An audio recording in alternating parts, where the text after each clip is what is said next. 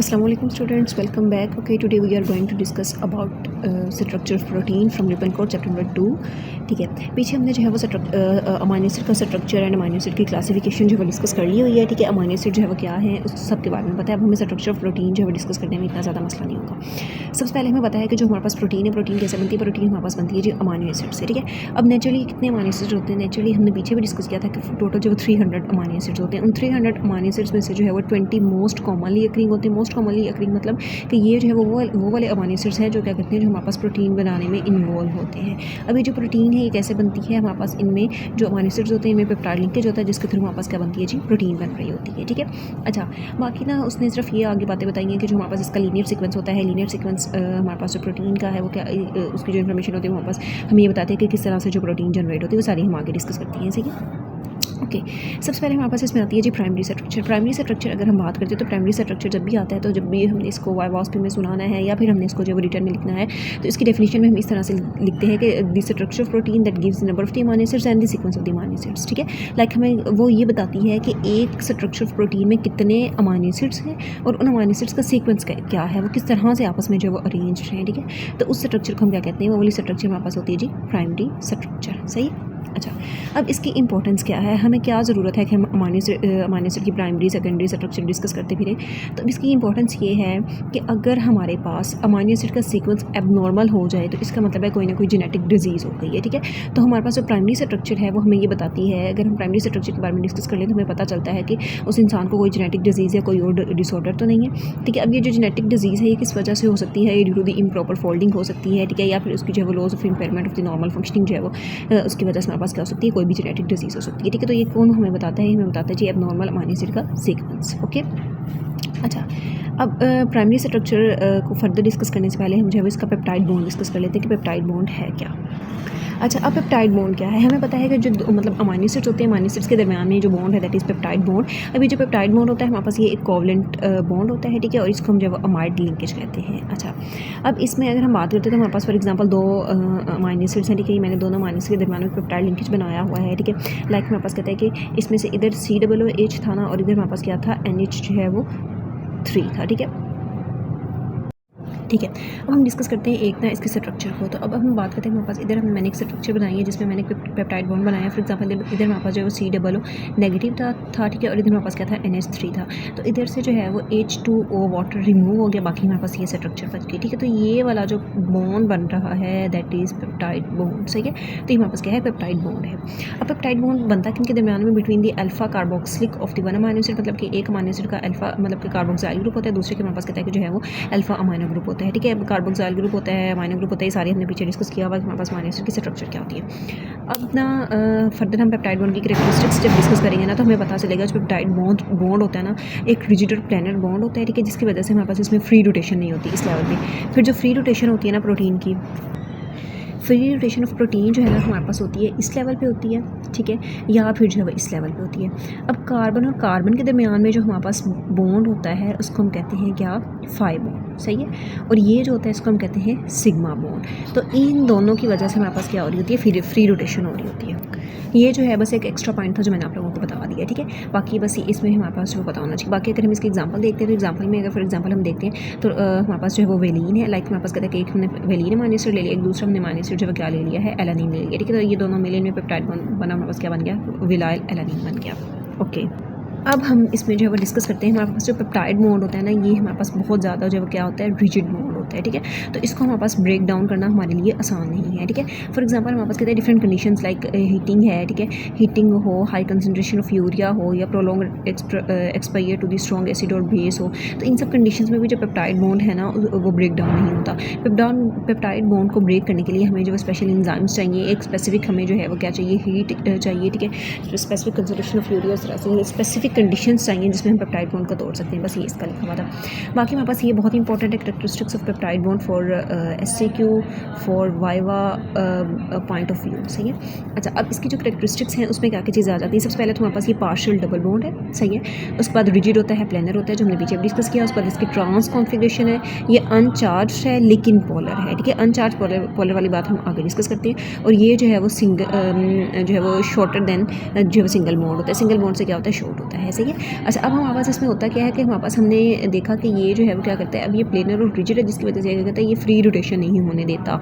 तो free rotation कैसे होती है वो हमने डिस्कस किया, due to the phi and D sigma bond. Okay, अब हमने पढ़ा हमारे पास कहते हैं कि ये अनचार्ज्ड है। अगर अनचार्ज्ड है तो फिर पोलर कैसे है, ठीक है। तो ये एक क्वेश्चन है, वाई इट्स पोलर। पोलर किस वजह से होता है, बिकॉज हमारे पास जो मतलब जो अमाइड लिंकेज बना, अमाइड लिंकेज क्या था, मतलब यही पेप्टाइड बॉन्ड जो था, इसके पास ना इतनी कैपेसिटी ही नहीं है कि ये जो है वो प्रोटॉन को एक्सेप्ट कर सके या उसको जो रिलीज़ कर सके 2 से 12 pH के ऊपर, ठीक है। ये एक रेंज है pH की, 2 से 12 pH के ऊपर।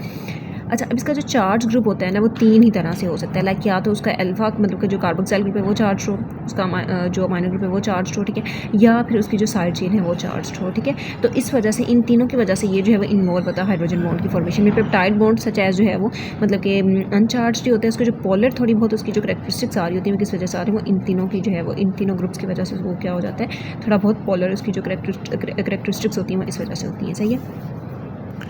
अच्छा, अब हमारे पास आता है कि हम जो है वो पेप्टाइड बॉन्ड को नेम कैसे देते हैं, ठीक है। तो नेमिंग ऑफ पेप्टाइड बॉन्ड की अगर हम बात करते हैं, हमें पता है कि जो फ्री अमाइनो ग्रुप होता है वो लेफ्ट साइड पे होता है, और जो फ्री उसका कार्बोक्सिल ग्रुप होता है वो हमारे पास राइट साइड पे होता है, ठीक है। लाइक हमने पीछे भी जो इधर भी हमने इसकी जो स्ट्रक्चर डिस्कस की, इसमें हमने देखा इधर कि इसका हमारे पास ये जो है इसका अमाइनो ग्रुप है जो हमारे पास कहाँ पे है, लेफ्ट साइड पे, ठीक है। और इसका जो कार्बोक्सिल ग्रुप है वो हमारे पास कहाँ पे है, राइट साइड पे, ठीक है। तो यही बात जो है वो आगे बताई जा रही है, यही बात जो है इधर बताई जा रही है कि इसका हमारे पास जो अमाइनो ग्रुप होता है वो लेफ्ट साइड पे होता है, ठीक है, और इसका जो कार्बोक्सिल ग्रुप होता है वो राइट साइड पे होता है, ठीक है। तो इस वजह से जब भी हम नेमिंग देते हैं तो हम जो है वो N से C टर्मिनल का सीक्वेंस जो है वो फॉलो करते हैं, ओके, ये बात याद रखनी है।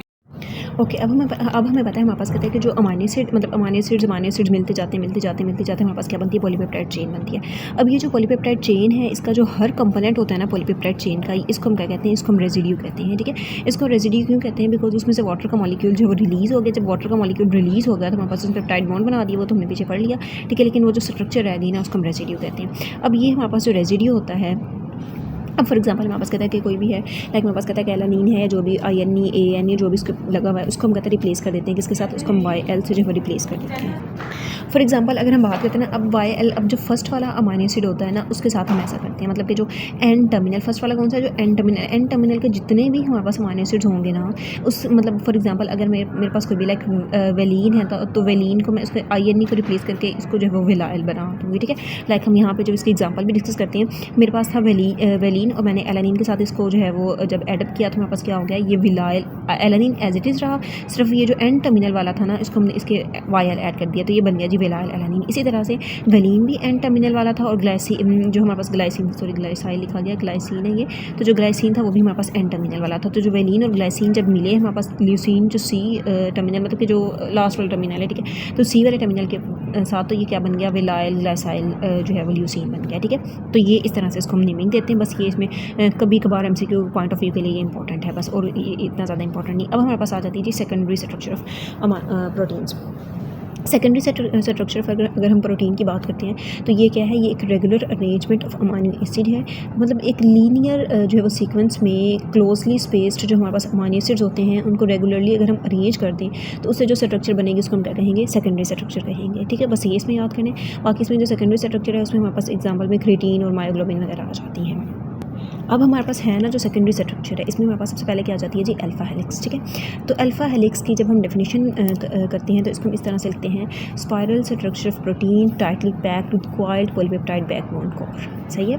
मतलब कि ये स्पाइरल स्ट्रक्चर ऑफ प्रोटीन इस तरह से, अल्फा हेलिक्स जब इस तरह से एक स्पाइरल सा हमारे पास स्ट्रक्चर होता है, ठीक है, जिसमें हमारे पास क्या होता है, मतलब इसमें प्रोटीन टाइटली पैक्ड होंगी, सारी सी बात है, ठीक है, और उसका पॉलीपेप्टाइड बैकबोन होगी। अच्छा, अब इसमें ना दो चीज़ होती हैं, एक तो इसकी बैकबोन होती है और एक इसकी जो आउटसाइड सर्फेस होती है। तो इसकी जो बैकबोन होगी वो पॉलीपेप्टाइड से मिलकर बनी होगी, ठीक है, उसकी जो आउटसाइड सरफेस होगी वो किससे बनी होगी, वो अमाइनो एसिड से बनी होगी, सही है। तो ये हम इसमें देख लेना है। बाकी इसमें सिर्फ उसकी एग्जांपल बताइए कि जो क्रिएटिन है, कैरेटिन जो है वो कैरेटिन एक फिब्रस प्रोटीन है जो हेयर और स्किन वगैरह में प्रेजेंट होती है। फर्दर जो है ना कैरेटिन का ये सारी बातें हम आगे भी डिस्कस करेंगे, फिब्रस प्रोटीन में ये सारी डिटेल में जो है वो डिस्कस हो जाएंगी, सही है। उसके अलावा हमारे पास इसमें मायोग्लोबिन है, मायोग्लोबिन में पता है मसल्स में प्रेजेंट होता है, हाईली जो है ये अल्फा हेलिकल स्ट्रक्चर होती है, ग्लोबुलर होती है, ठीक है, फ्लेक्सिबल होती है, और इसको भी हम बड़े आगे डिटेल में डिस्कस करेंगे कैसे ये ऑक्सीजन के साथ बाइंड करते हैं और आगे इसके कैसे फंक्शंस हैं, वो सारा हम ग्लोबुलर प्रोटीन्स में डिस्कस करेंगे। अच्छा, उसके बाद हमारे पास जो इंपॉर्टेंट पॉइंट है ना इसमें ये वाला हाइड्रोजन बॉन्ड वाला है। डेफिनेशन करनी है, बाकी ये थोड़ा बहुत देख लेना। उसके बाद हमारे पास इसमें जो है वो हाइड्रोजन बॉन्ड एग्जाम्पल और साथ में हाइड्रोजन बॉन्ड। अब जो इसमें हाइड्रोजन बॉन्ड होता है ना वो सिर्फ इंट्रा चेन हाइड्रोजन बॉन्डिंग होती है। इंट्रा चेन हाइड्रोजन बॉन्डिंग का मतलब क्या है, लाइक मेरे पास एक सिंगल चेन है, लाइक एक ही चेन है, एक ही चेन मतलब ये अमाइनो एसिड पड़ा हुआ है और ये अमाइनो एसिड पड़ा हुआ है, ठीक है। इन दोनों के दरमियान में जो हाइड्रोजन बॉन्डिंग होगी ना, एक ही पॉलीपेप्टाइड चेन में जो हाइड्रोजन बॉन्डिंग हो रही है बिटवीन टू अमाइनो एसिड, उसको हम क्या कहते हैं, intra chain amino acid intra chain hydrogen bonding कहते हैं, ठीक है। फिर इंटर चेन क्या हुई, इंटर चेन में ये होता है हमारे पास दो मतलब कि जो है वो पॉलीपेप्टाइड चेन थी, नंबर 1 और नंबर 2, ठीक है। इसमें भी एक अमाइनो एसिड पड़ा हुआ था, इसमें भी एक अमाइनो एसिड पड़ा हुआ था। जब इन दोनों के दरमियान में जो है हमारे पास क्या होगी, हाइड्रोजन बॉन्डिंग होगी, तो इस बॉन्डिंग को हम क्या कहते हैं, इस बॉन्डिंग को हम जो है इंटर चेन, इंटर मतलब दरमियान, ठीक है, इंटर का मतलब होता है बिटवीन, ठीक है। तो बिटवीन हमारे पास टू जो पॉलीपेप्टाइड चेन है उसको इंटर चेन हाइड्रोजन बॉन्डिंग कहते हैं। जो एक ही पॉलीपेप्टाइड चेन में दो डिफरेंट अमाइनो एसिड के दरमियान में उसको हम कहते हैं, उसको हम इंट्रा चेन जो है वो हाइड्रोजन बॉन्डिंग कहते हैं, ओके। उसके अलावा एक ये पॉइंट इसका इंपॉर्टेंट है। दूसरा पॉइंट ये होता है कि इसमें हमारे पास जो हाइड्रोजन बॉन्डिंग है ना, ये पैरेलल टू पॉलीपेप्टाइड जो है वो चेन होती है, ठीक है। लाइक हमारे पास कहते हैं हाइड्रोजन बॉन्डिंग भी इसी तरह से चल रही है। अब जो अमाइनो एसिड के दरमियान जो पॉलीपेप्टाइड चेन बन रहा था, मतलब जो पॉलीपेप्टाइड उसमें वो बन रहा था, बॉन्ड बन रहा था, वो भी इसी डायरेक्शन में बन रहा है, ठीक है। तो ये हाइड्रोजन बॉन्डिंग और जो पॉलीपेप्टाइड बॉन्ड होता है, सॉरी पेप्टाइड बॉन्ड जो होता है, ये क्या चल रहे होते हैं, एक दूसरे के पैरेलल चल रहे होते हैं, ठीक है। ये एक पॉइंट आता है इसमें। उसके अलावा हमारे पास ये जो इंडिविजुअली तो हाइड्रोजन बॉन्डिंग हमें पता है वीक होती है, लेकिन जब ये कलेक्टिवली मिलती है तो ये स्टेबलाइज कर देती है अल्फा हेलिक्स के स्ट्रक्चर को। उसके अलावा हमारे पास आ जाता है, ये भी इंपॉर्टेंट है कि अमाइनो एसिड पर टर्न कितने होते हैं। ये एमसीक्यू पॉइंट ऑफ व्यू के लिए जो है इंपॉर्टेंट है कि अल्फा हेलिकल स्ट्रक्चर में कितने जो अमाइनो एसिड होते हैं पर टर्न, तो वो कितने होते हैं, 3.6 होते हैं। क्यों, इसमें ना ये कंसिडर किया जाता है कि जो हमारे पास अल्फा हेलिक्स है वो 36 हमारे पास जो है वो अमाइनो एसिड लॉन्ग स्ट्रक्चर है, जिसमें ना एक मतलब उसमें चेन में पॉलीपेप्टाइड चेन में 10 टर्न्स आते हैं। जब उसको हम 36 को डिवाइड करते हैं 10 पे, तो हमारे पास क्या आ जाता है, 3.6 आ जाता है, ठीक है। तो बस इसमें ये इतना इसको जो है कॉन्सेप्ट है, ओके। अब हमारे पास आ जाता है ये थोड़ा सा, ये भी एमसीक्यू पॉइंट ऑफ व्यू के लिए इंपॉर्टेंट है। बाकी अगर एससीक्यू आ जाए तो इन सब पॉइंट्स को मिला के हमारा एससीक्यू भी हो जाएगा। अच्छा, अब इसमें आ जाता है हमारे पास कौन से अमाइनो एसिड्स हैं जो कि डिस्टर्ब करते हैं अल्फा हेलिक्स को। तो इसमें ना मतलब कि लिपनकॉर्ड में ना मतलब अलग अलग नाम लिखे हुए, तो मैंने इनको ना एक ग्रुप बना दी। फॉर एग्जाम्पल जो ब्रांच्ड हैं, जो चार्ज्ड हैं, बल्कि ग्रुप हैं, या फिर प्रोलीन है, ठीक है। अब हमारे पास ब्रांच कौन से हैं, ठीक है। तो ब्रांच में हमारे पास वेलिन, आइसोल्यूसिन और ल्यूसिन वगैरह आ जाते हैं, ठीक है। इनके स्ट्रक्चर हमने डिस्कस की थी अमाइनो एसिड वाले जो लेक्चर में, ठीक है। अब चार्ज में हमारे पास हमें पता है कि एसिडिक और जो बेसिक होंगे, ठीक है। लाइक हमारे पास एस्पार्टिक एसिड है, ग्लूटामिक एसिड है, इसके अलावा हिस्टडीन है, ठीक है, आर्जिनिन है और ल्यूसिन वगैरह। बल्कि में भी हमारे पास कहते हैं ट्रिप्टोफैन आ जाता है, वेलिन और आइसोल्यूसिन वगैरह आ जाते हैं। ट्रिप्टोफैन किस वजह से, बिकॉज इसमें रिंग स्ट्रक्चर होती है और ये ब्रांच होते हैं, जिसकी वजह से ये बल्कि हो जाते हैं, सही है। बाकी अगर प्रोलीन की अगर हम बात करते हैं तो प्रोलीन हमें पता है ये क्या प्रोड्यूस करती है, ये जो निक प्रोड्यूस करती है। क्यों, बिकॉज हमने पढ़ा था कि इसमें क्या होता है, मतलब इसमें सेकेंडरी एक तो इसका जो है वो अमाइनो ग्रुप होता है, नंबर 1। नंबर 2 इसमें क्या होता है, इसमें हमारे पास 5 जो है ना वो कार्बन एक रिंग स्ट्रक्चर होती है। वो जो 5 कार्बन रिंग स्ट्रक्चर होती है ना वो निक प्रोड्यूस करती है, ठीक है। जिसकी वजह से ये जो है वो अल्फा हेलिकल स्ट्रक्चर को क्या कर देता है, डिस्टर्ब कर देता है। ये वाला कॉन्सेप्ट ना बहुत इंपॉर्टेंट है, बिकॉज ये आगे जो है वो फिब्रस प्रोटीन और ग्लोबुलर प्रोटीन वगैरह में भी यूज़ होगा, सही है। अच्छा, ये होगा हमारे पास alpha helical structure. Alpha helical structure में हमने डिस्कस कर लिया उसकी डेफिनेशन, फिर हमने डिस्कस कर लिया उसके एग्जांपल्स, फिर हमने उसकी हाइड्रोजन बॉन्डिंग देख ली, फिर हमने देख लिया कि एक टर्न में कितने अमाइनो एसिड्स होते हैं, और फिर हमने इसमें पढ़ लिया कि हमारे पास जो है वो अमाइनो एसिड कौन कौन से जो है वो डिस्टर्ब करते हैं अल्फा हेलिकल स्ट्रक्चर को।